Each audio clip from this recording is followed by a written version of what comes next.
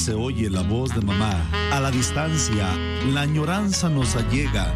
Los recuerdos nos atañen. Aún recuerdo su rostro, aún recuerdo sus manos, aún recuerdo sus caricias. Pero lo más que recuerdo es la dulce voz de mamá, siempre con ternura, dirigiendo, aconsejando, dando amor. Quédate en sintonía de tu programa, Escuchando a Mamá.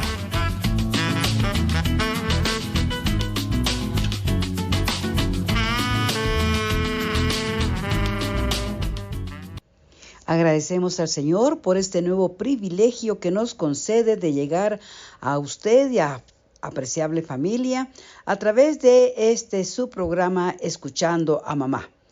Las ondas de radio nos permiten comunicar algunas verdades de la palabra del Señor y también reflexiones y asuntos de la vida cotidiana. Por eso quiero compartir con ustedes específicamente esta historia tan interesante que nos dice que cuando el duro invierno canadiense ha perdido su fuerza, el hielo que cubre las aguas del río Naas se resquebraja.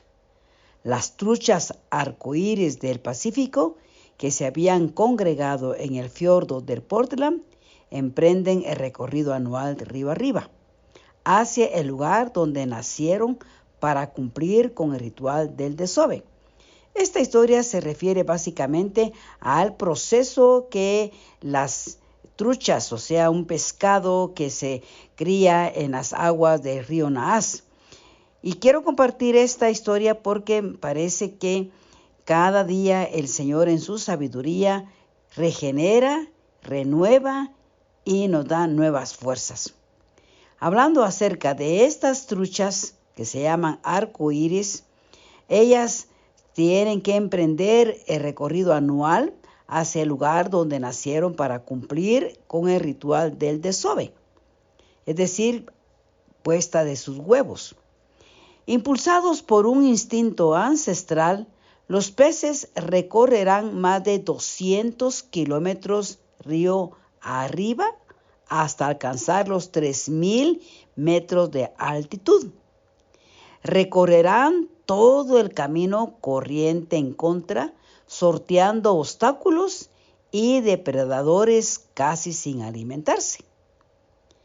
El increíble esfuerzo hará que el animal vaya envejeciendo cada día a un ritmo muy acelerado. Las mandíbulas se deforman. La espina dorsal se curva. Las branquias se agrietan y la calcificación de las arterias adquiere una dimensión sobrecogedora, prácticamente mortal. Al arribar al lugar del apareamiento, las hembras expulsarán los huevos y se requerirán 2 machos para fecundarlos, ya que una sola hembra puede poner hasta 20,000 huevecillos en una sola temporada. Finalizada la puesta, las truchas arcoíris no mueren como sus parientes los salmones.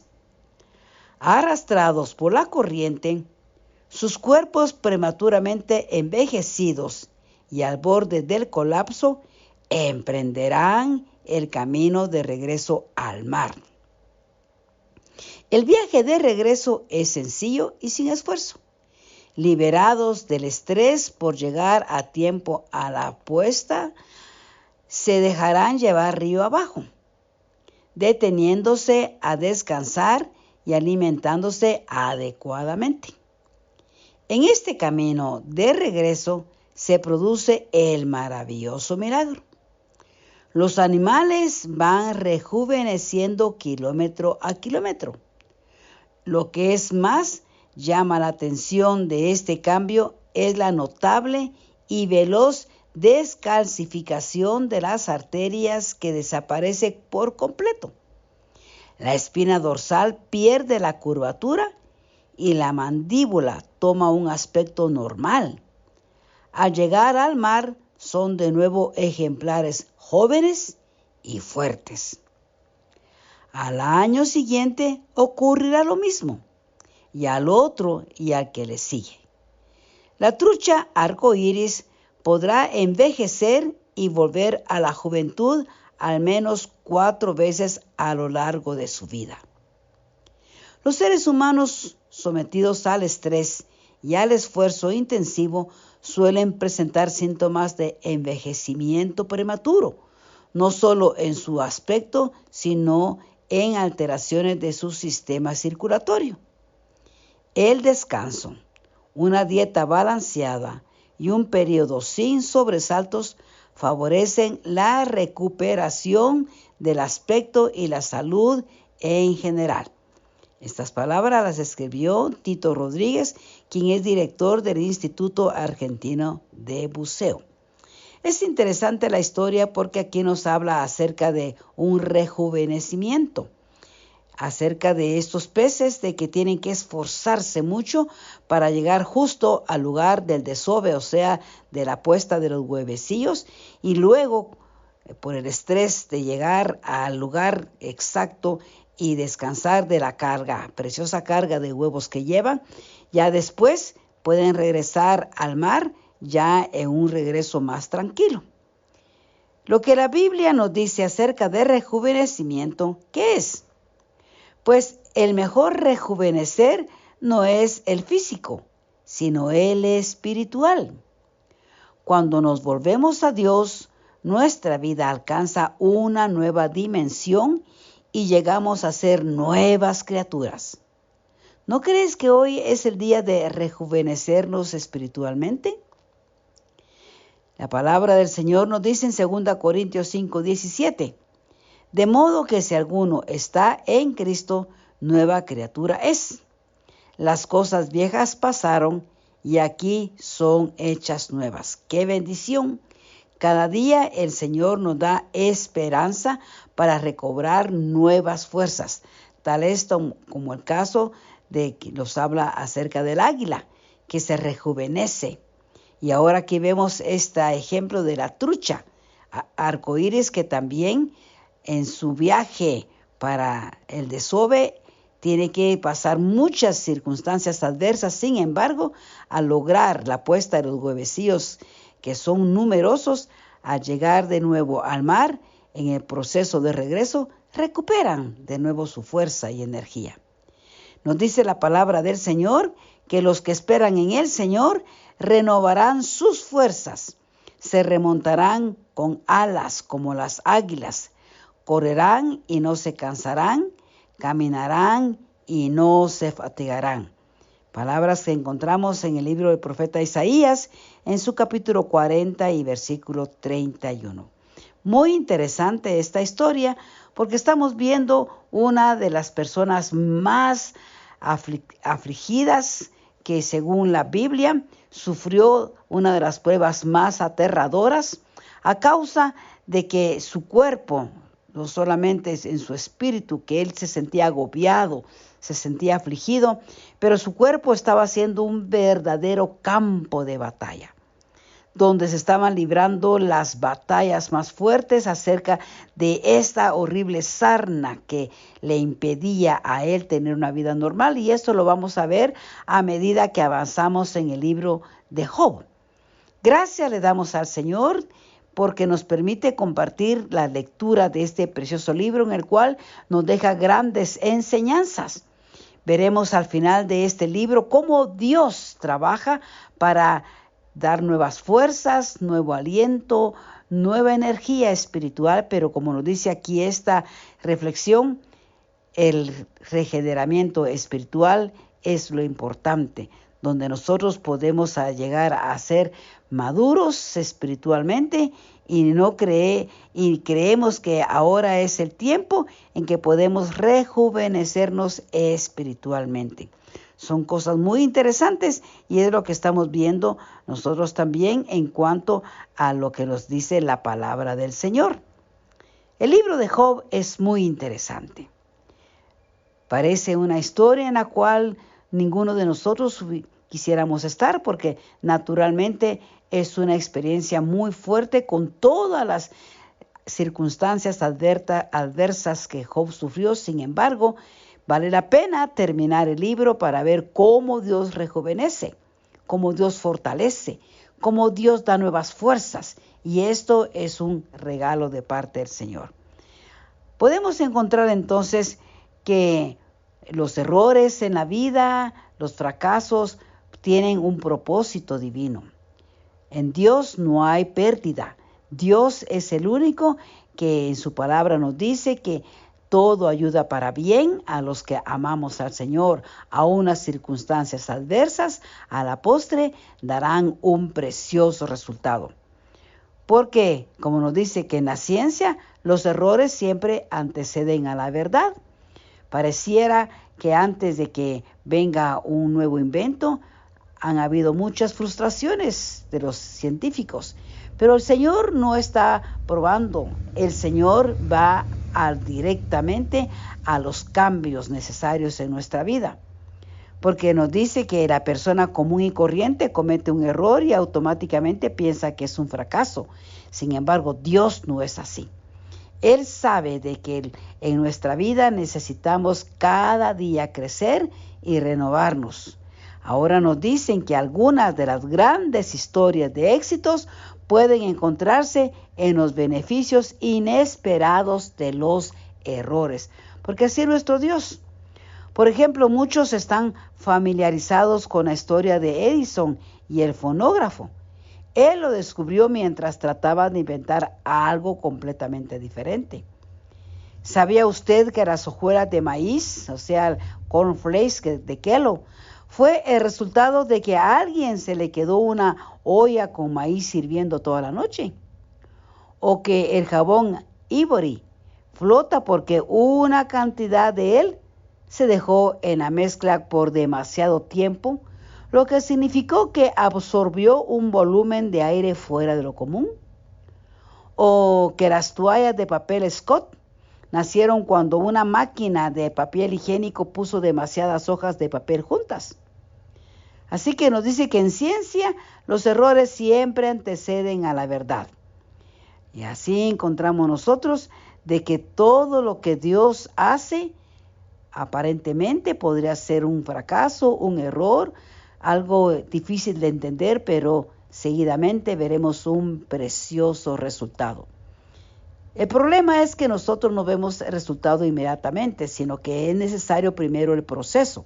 Y esto es lo que estaremos leyendo en el libro de Job. Y le damos gracias a Dios porque usted nos acompaña.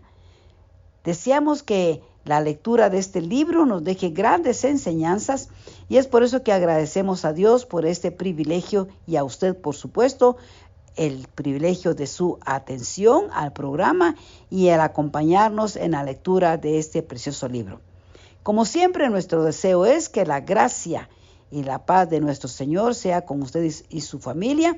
Y vamos a continuar entonces con este precioso libro de Job, al cual le invitamos que también usted tome su Biblia y con nosotros vamos a la lectura para recibir la enseñanza y la edificación.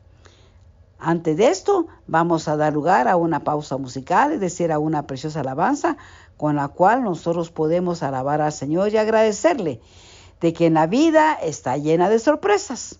Donde menos uno piensa, se puede encontrar con la mina de oro. Especialmente cuando estamos alertas aún a las adversidades de la vida y aquellas cosas que uno cree que son simplemente accidentes. Dios ha dotado al hombre de una capacidad increíble para crear. Pero el pecado nos ha hecho creer que somos un error. De ninguna manera. Vamos a darle al Señor gracias porque nos dice el apóstol Pablo que él oraba pidiendo que el Dios de nuestro Señor Jesucristo, el Padre de gloria, nos dé espíritu de sabiduría y de revelación en un mejor conocimiento de Él. Y esto deseamos, de que los ojos de nuestro entendimiento se abran, sean iluminados para que sepamos cuál es la esperanza de su llamamiento y cuáles son las riquezas de la gloria de su herencia en los santos, según nos dice Efesios capítulo 1 y versículo 18.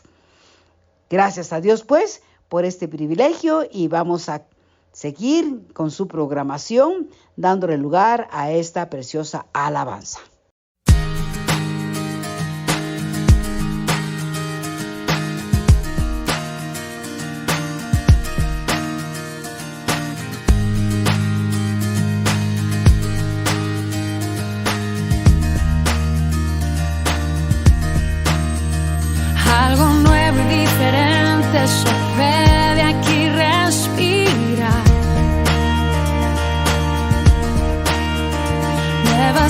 las nuevas metas inundan mi caminar. Siento el aire soplando hacia mí. Algo fresco que nunca sentí. Es una vida nueva que no conocí, un amor que crece muy fuerte por ti. Lo que tanto tiempo busqué, hoy en ti lo he empezado a vivir. Oh.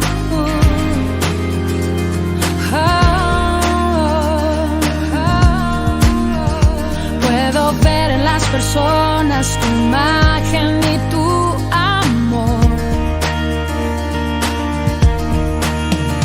Puedo ver por todas partes tus manos en la creación. Vuelvo a verte a mi lado otra vez.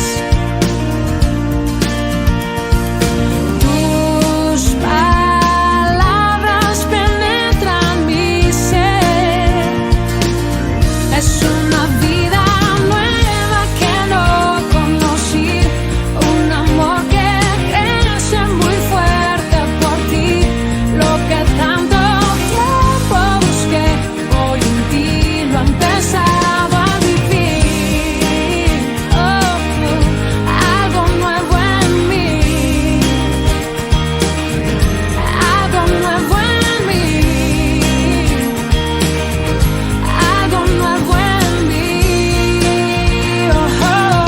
Es una vida nueva que no conocí, un amor que crece muy fuerte por ti. Lo que tanto tiempo busqué, hoy en ti lo he empezado a vivir.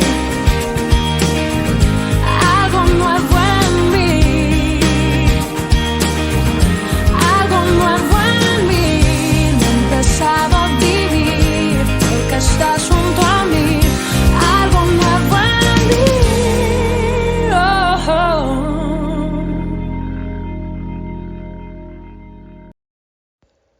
Usted que nos ha acompañado en la lectura del libro de Job, llegamos ahora al capítulo 4, donde hemos hecho una revisión acerca de las amistades que Job tenía y que al oír de la gravísima situación por la cual Job estaba atravesando, ellos llegaron a hacerle una visita.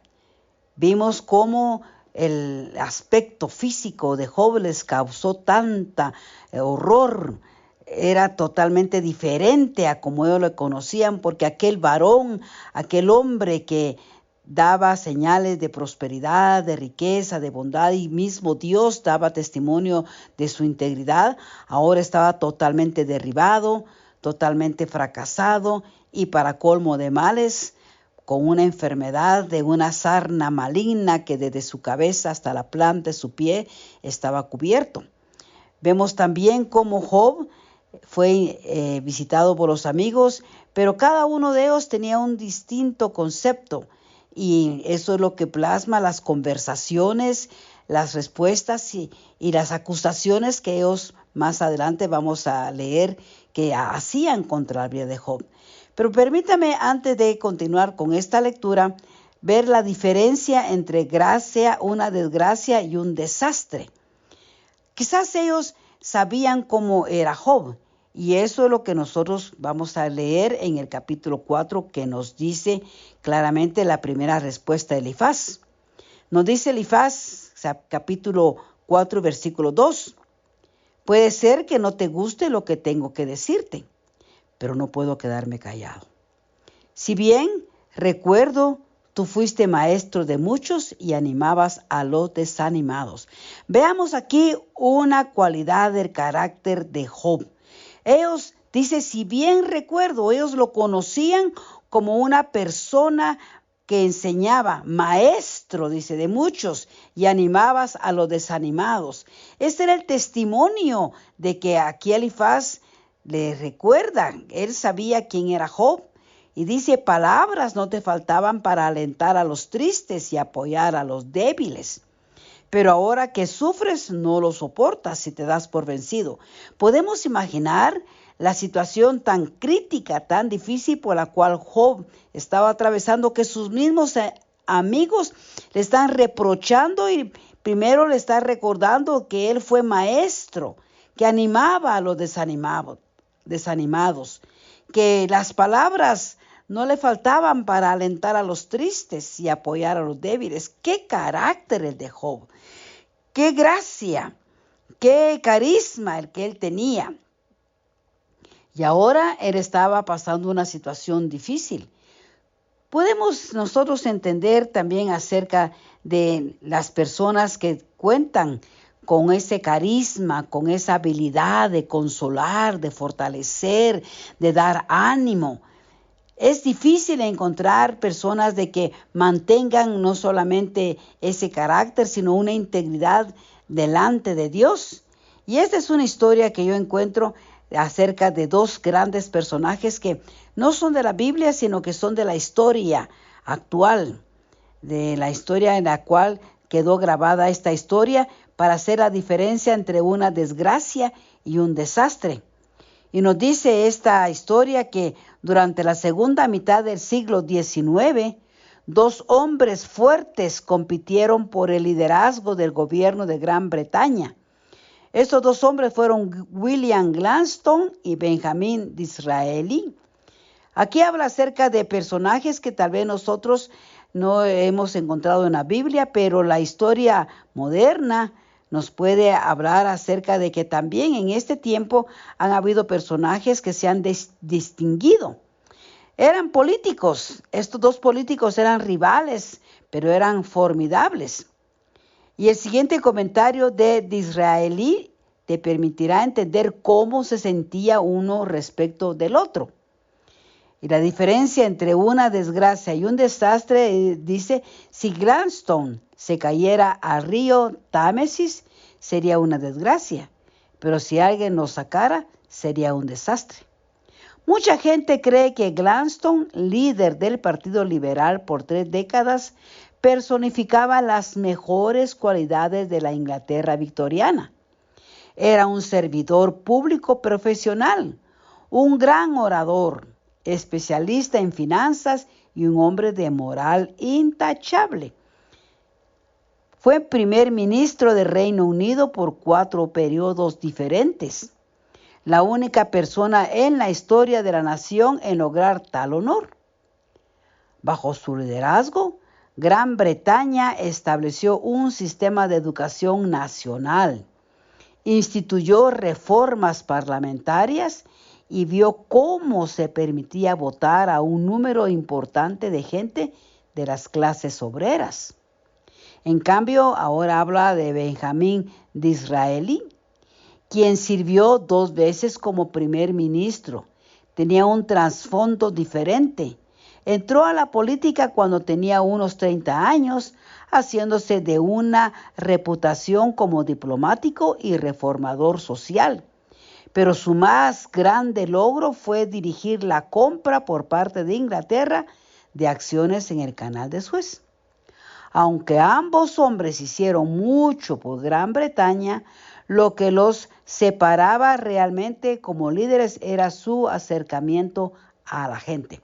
Podemos imaginarnos la historia, nos refiere acerca de hombres de nuestra época que dejaron un impacto en la sociedad donde vivieron, como fue la Gran Bretaña, o sea, Inglaterra, conocida el día de hoy como una potencia mundial, pero que esos hombres también fueron políticos y dejaron grandes logros para su nación, porque la Biblia es un libro también de historia que deja registrada todos los logros que hombres como Job habían hecho a favor de la gente, como lo dice Elifaz.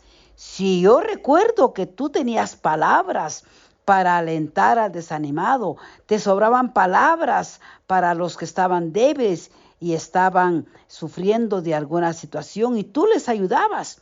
Pero ahora Job se encontraba en una situación totalmente diferente. Aquel elocuente varón, aquel personaje amado, estimado de esa época, podemos aquí referirlo como nos dice esta historia de nuestro tiempo actual. La diferencia de estos varones grandes políticos de la Gran Bretaña nos dice que era su acercamiento a la gente. Qué tan importante de conocimiento, de sabiduría, de política, de administración. Puede tener uno mucho conocimiento, muy preparado, pero ¿cómo se acerca a la gente? ¿Qué acercamiento tiene?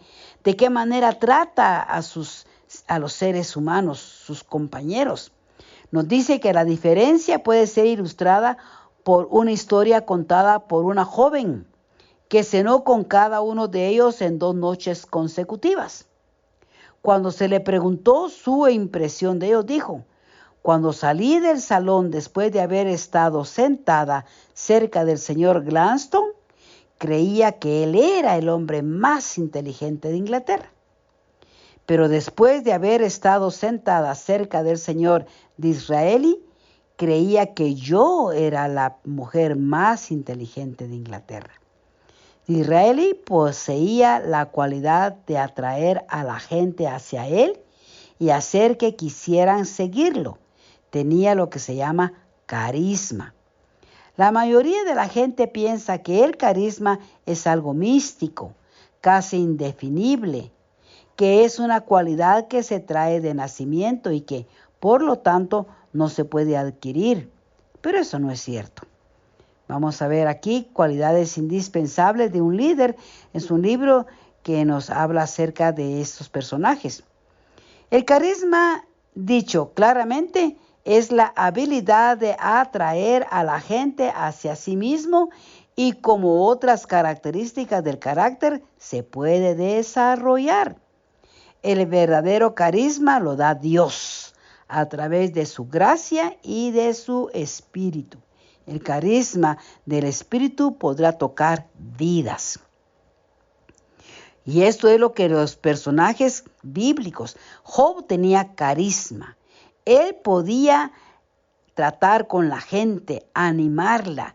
Palabras le sobraban para ayudar al triste, el que estaba pasando por problemas serios. Él era uno de ellos.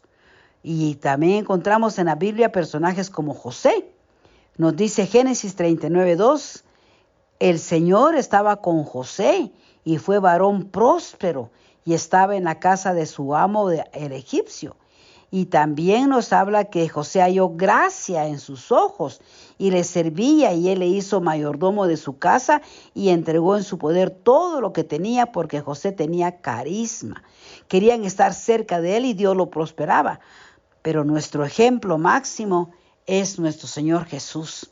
Él tenía la gracia, el poder del Señor, gracia del Espíritu Santo. ¿Cuánta gente seguía a nuestro Señor Jesús? Querían estar cerca de Él, querían oír sus enseñanzas, querían seguirlo. Algo especial había en Él.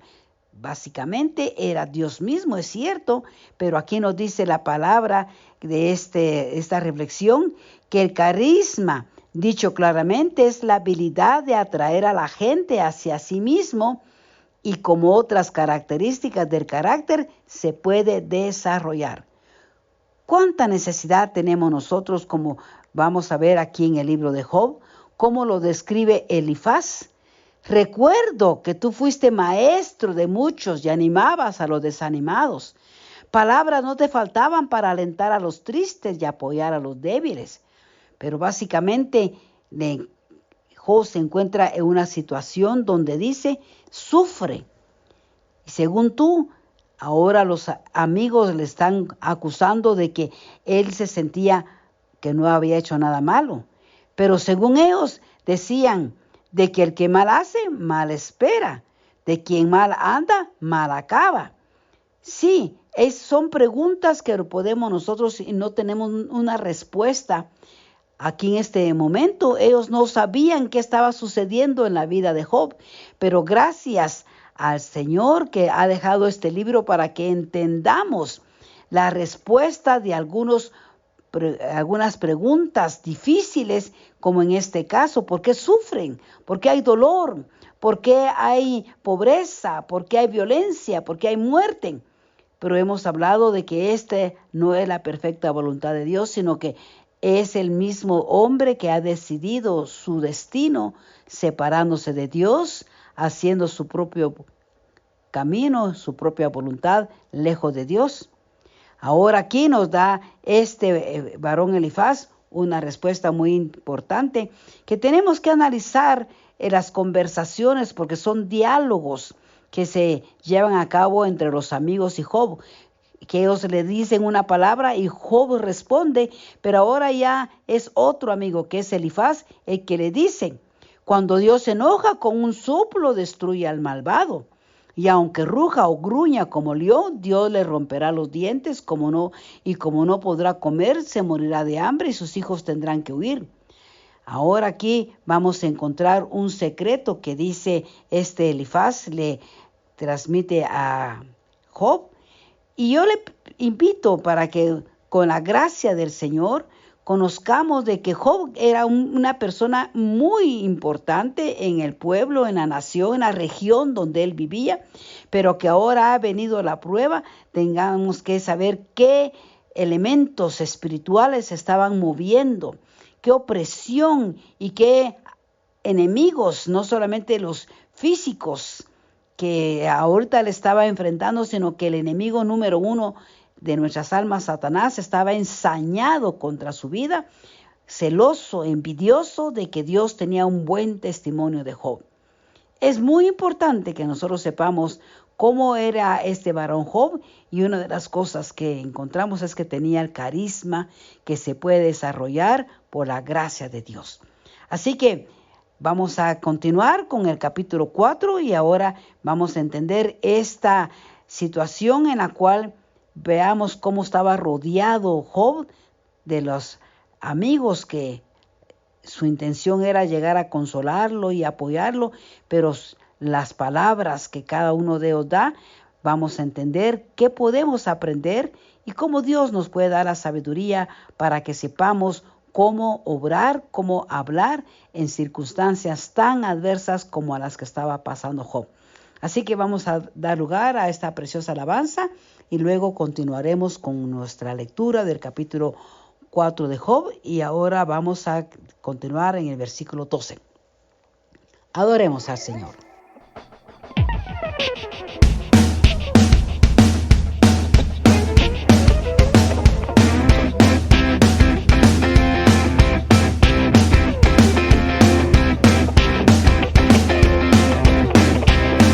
Me amas igual, a pesar de mis errores, me amas igual. Aunque no soy perfecto, me amas igual. Y me abrazas otra vez, me amas igual. Aunque a veces pienso lento, me amas igual. Aunque sigo en el proceso, me amas igual. Por eso te diré: es tu amor lo que me llena, y es tu amor mi salvación y vida, y es tu amor lo que renueva, y sé que me amas igual. Me amas igual. Aunque a veces dude mucho, me amas igual. Aunque a veces no te escucho, me amas igual. Sigues creyendo en mí, me amas igual. Y quiero ser tu reflejo, me amas igual. Quiero darte mis secretos, me amas igual. Por eso te diré: es tu amor lo que me llena, y es tu amor mi salvación y vida, y es tu amor lo que renueva, y sé que me amas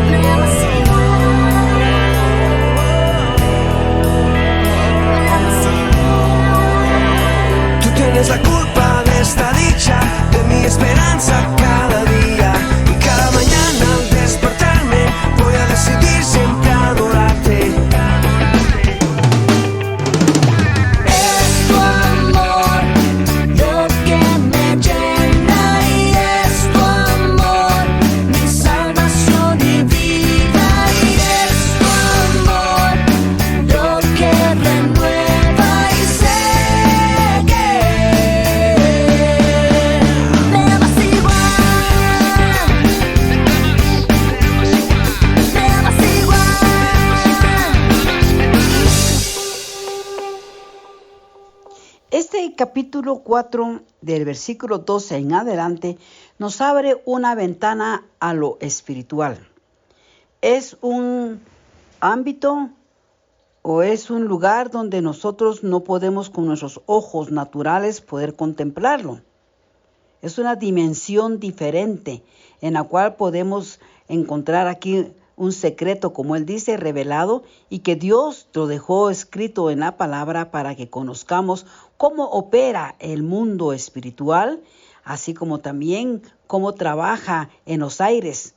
Claramente el Señor nos ha dejado una enseñanza cuando nos dice que nos vistamos de toda la armadura de Dios, porque nuestra lucha no es contra carne y sangre. Es decir, no es contra personas físicas, sino que detrás de cada circunstancia, de cada prueba, aún detrás de cada situación que se llevan a cabo por relaciones personales, humanas, vamos a entender ahora que también hay un mundo espiritual, las tinieblas, las cuales el Señor claramente dice que contra potestades, contra las huestes que viven en las regiones celestes. Y esto es muy importante, amados, que nosotros conozcamos que la palabra de Dios es un libro que abarca todos los ámbitos de la vida.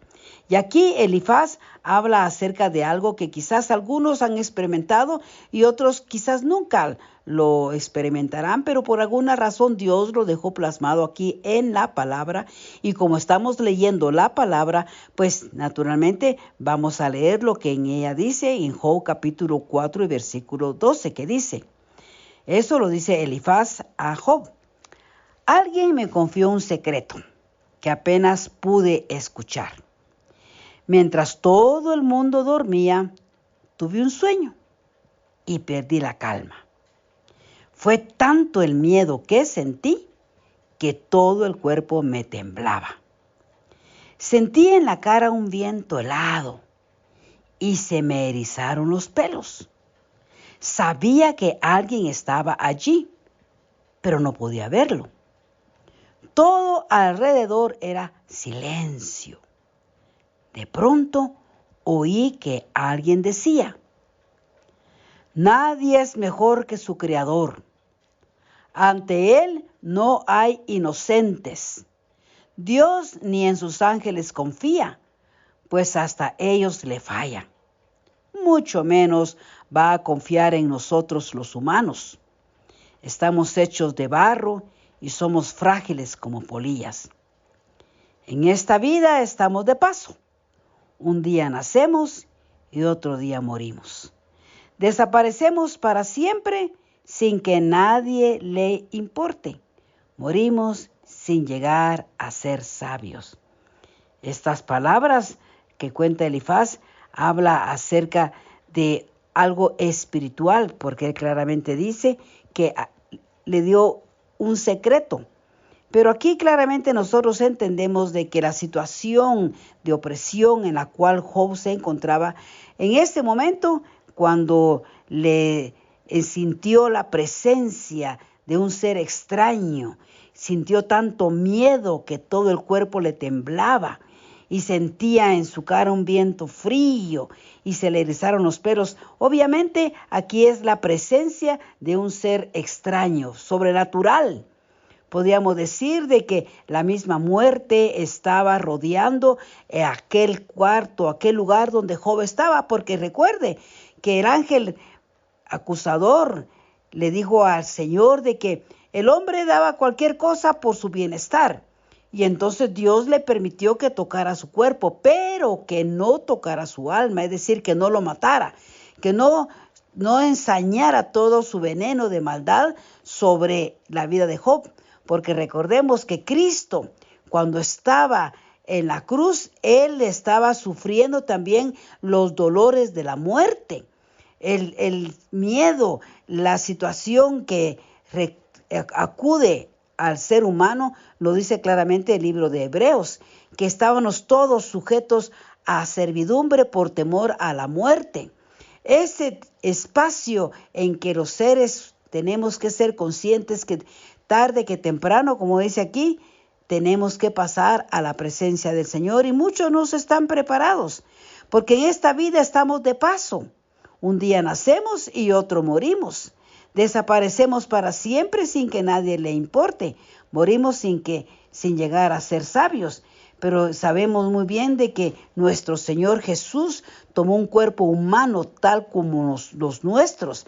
Él sufrió todas las mismas pruebas, las mismas circunstancias, las mismas debilidades.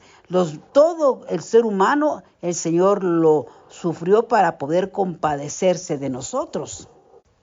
Porque encontramos en el libro a los Hebreos, en el capítulo 5 y versículo 7, hablando en referencia a nuestro Señor Jesucristo. Porque recuerde que estamos enfatizando acerca de esa opresión o de ese momento que Elifaz vivió y que él no pudo descifrar, pero que nosotros entendemos de que la muerte es algo que el Señor ya venció y que nosotros estamos garantizados, que estamos seguros de que Él llevó en la cruz todos nuestros pecados y que venció a la muerte cuando Él resucitó.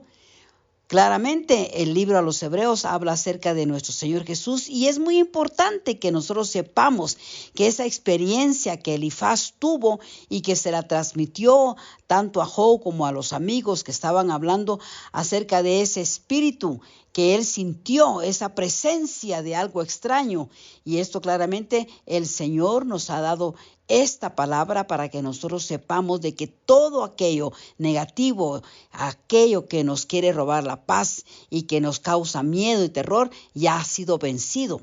Porque dice aquí en Hebreos 5:7 que cuando Cristo estuvo aquí en el mundo, oró mucho a Dios y con lágrimas le rogó que lo librara de la muerte. Sí, esa palabra muerte es muy importante porque no es solamente una palabra, es el espíritu de muerte, el cual entró al mundo por el pecado y de esa manera todos fuimos separados de Dios, porque la palabra muerte es separación, no solamente separados el cuerpo del alma, en esa situación en que se experimenta de dejar de existir en esta vida y pasamos a la eternidad, sino que aquí nos habla claramente de la victoria que Cristo tuvo sobre ese espíritu de muerte, porque Dios tenía poder para hacerlo y como Cristo siempre fue obediente, Dios contestó su oración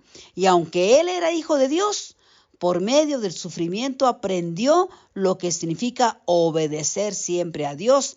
Así, una vez que Cristo hizo todo lo que Dios le mandó, se convirtió en el Salvador que da vida eterna a todos los que lo obedecen. Por eso Dios también lo nombró como sumo sacerdote, como lo fue hablando aquí de Melquisedec. Así que nosotros tenemos aquí victoria, porque nuestro Señor Jesucristo venció esa separación eterna que se llama muerte y que Él nos ha llevado ahora a la victoria, y eso es a lo que se refería aquí Job. Aquí Elifaz, cuando le habla acerca de Job, que según él le está diciendo un secreto, algo que entendió, pero cuando sintió la presencia de ese ser extraño, dice que tuvo grande miedo y que el cuerpo se le paralizó y que estaba él temeroso. Claramente dice que todo el mundo dormía y tuvo un sueño y perdió la calma. Y claramente dice, sentía en la cara un viento helado que se me erizaran los pelos. Sabía que alguien estaba allí, pero no podía verlo. Todo alrededor era silencio. De pronto oí que alguien decía. Sabemos que esa situación de la opresión y el ambiente tan tenso que estaba rodeando la vida de Job, aquella amenaza de muerte, él quería morir, él quería separarse, dejar totalmente de existir porque para a él la vida ya no tenía sentido. Pero qué bueno es que nosotros encontramos que Dios es el único que ha dado respuesta y que ha dado solución a esas opresiones, a esos momentos difíciles. Y en la vida de Job es algo tan interesante porque vemos aquí que Elifaz experimenta esa opresión, ese dolor, ese miedo. ¿Qué es el miedo? Lo que nos aparta, nos paraliza de esas fuerzas extrañas, pero qué interesante saber de que el Señor lo ha vencido y nosotros somos más que vencedores. Por eso aquí nos dice en el capítulo 5, siempre hablando Elifaz, trata de hablarle a Job acerca de, según Elifaz, condenando a Job porque él estaba sufriendo lo que según ellos merecía, porque Job reconocía de que él había obedecido a Dios, que había agradado al Señor y ahora estaba pasando por una situación que no entendía. Por eso nos dice aquí Elifaz, siempre hay una razón para el mal y la desgracia. Así como el fuego es la causa del que saltan chispas, nosotros somos responsables de nuestra propia desgracia. Si yo estuviera en tu lugar, pondría mi caso en manos de Dios. Sus milagros y maravillas no los podemos entender. Dios hace que la lluvia caiga sobre los campos. Dios da poder a los humildes y ayuda a los afligidos. Dios hace que los astutos caigan en sus propias trampas. Les desbarata sus planes malvados y les arruina sus malas acciones. Dios hace que se tropiece de día como si estuvieran de noche, pero salva a la gente pobre del poder de sus enemigos. A los pobres les devuelve la esperanza, pero a los malvados los deja callados. Cuando Dios Todopoderoso corrige, puedes considerarte bendecido. No desprecies su corrección. Dios hiere, pero cura la herida. Dios golpea, pero alivia el dolor. Una y otra vez vendrá a ayudarte, y aunque estés en graves peligros, no dejará que nadie te dañe. En tiempos de hambre no dejará que te mueras. En tiempos de guerra no dejará que te maten. Cuando alguien te maldiga, no tendrás por qué tener miedo. Esa maldición no se cumplirá. Te reirás del hambre y de las calamidades, y no tendrás por qué temer a los animales salvajes. Las piedras del campo y las bestias salvajes serán tus mejores amigos. En tu casa vivirás tranquilo, y cuando cuentes tu ganado no te faltará un solo animal. Tendrás muchos hijos y muchos nietos. Nacerán como la hierba del campo. Serás como el trigo que madura en la espiga. No morirás antes de tiempo, sino cuando llegue el momento. Esto es un hecho comprobado. Si no prestas atención, tú mismo podrás comprobarlo. Aquí declara unas verdades preciosas. Claramente él está reconociendo el poder absoluto de Dios sobre toda muerte, sobre toda opresión, sobre todo aquello que nos quiere apartar del Señor. Por eso claramente dice que vamos nosotros a confiar en el Señor, porque Dios no dejará que nadie nos dañe. ¡Qué promesa más preciosa! Y esto es lo que estamos entendiendo. Job realmente estaba en situaciones muy difíciles, pero hay una palabra de esperanza, hay una palabra de consuelo, que es la que el Señor nos da a nosotros. ¿Cuál es el problema? ¿Cuál es la situación? Vengamos a Dios, confiemos en Él, rindamos nuestra vida al Señor y pidámosle al Señor Jesús. Ven, Señor Jesús, ven a mi vida. Toma control de mi vida. Yo me entrego a ti, confío en ti y sé que tú me librarás de todo aquello que quiere apartarme de ti y seguir creyendo y confiando en tus promesas, en tu amor eterno. Gracias te doy, Padre, por Cristo, quien venció la muerte, venció el pecado, venció al diablo y su victoria me ha dado paz. Y yo tengo victoria en Cristo Jesús. Gracias por Cristo el Señor. Amén. Gloria a Dios. Es verdad. Tenemos en Cristo victoria y aquí nos da una promesa. Una y otra vez vendrá a ayudarte y aunque estés en graves peligros, no dejará que nadie te dañe. En tiempos de hambre no dejará que te mueras y en tiempo de guerra no permitirá que te maten. Son palabras, promesas vigentes que encontramos en la palabra del Señor. Y Job, en este libro, ahora ya en el capítulo 5, encontramos confesiones, verdades en las cuales podemos refugiarnos y creer en el Señor. Gracias damos a Dios entonces por la lectura. Le invitamos a usted que nos siga acompañando. Estamos terminando el capítulo 5 del libro de Job, palabras de Elifaz, y luego vamos a continuar cómo Dios a través de Job nos da una respuesta. Gracias damos a Dios entonces por este precioso libro y a usted por su compañía, la cual estamos solicitando para nuestra próxima audición cuando estemos de nuevo en sus hogares. Que la gracia y la paz de nuestro Señor le bendiga. Amén.